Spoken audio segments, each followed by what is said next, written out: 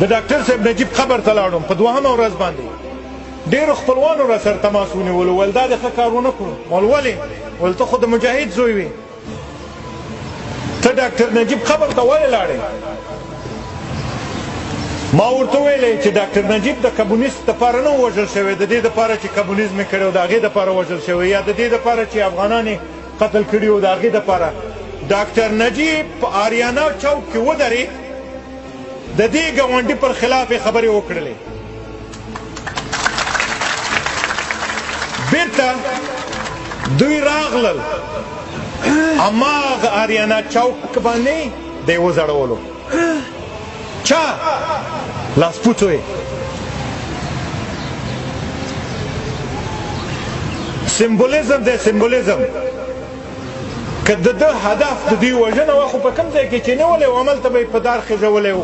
هملته به یې په کلاشینکوف باندې هماغه ضربه کړی و نه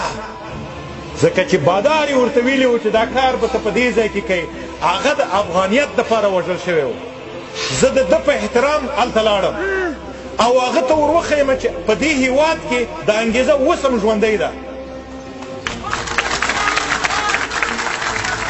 د دې هېواد دپاره ډاکټر نجیب څه به سر ورکړی داود خان به څه سر ورکړی مونږه هر افغان د دې انګېزې دپاره د دې ولس دپاره د دې هېواد د دې خاورې د دې غیرت د دې افغان نوم دپاره حاضر یو چې په هر ځای کې چې یې په دار وخېږو دا غږ زه نن د دې دپاره کومه چې سبا زما نوبت راغی په همدغه ځای کې د ما په دار وخېږم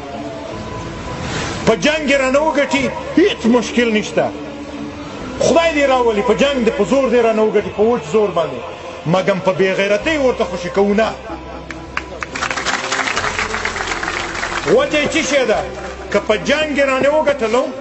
سبا ته یو بل نسل راپورته کېږي سبا یو بل نسل راپورته کېږي سبا یو بل نسل راپورته کېږي هغوی ته انګېزه پاتې کېږي انګېزه د دې چې زه به خپل ولس خپل هېواد او خپل خاوره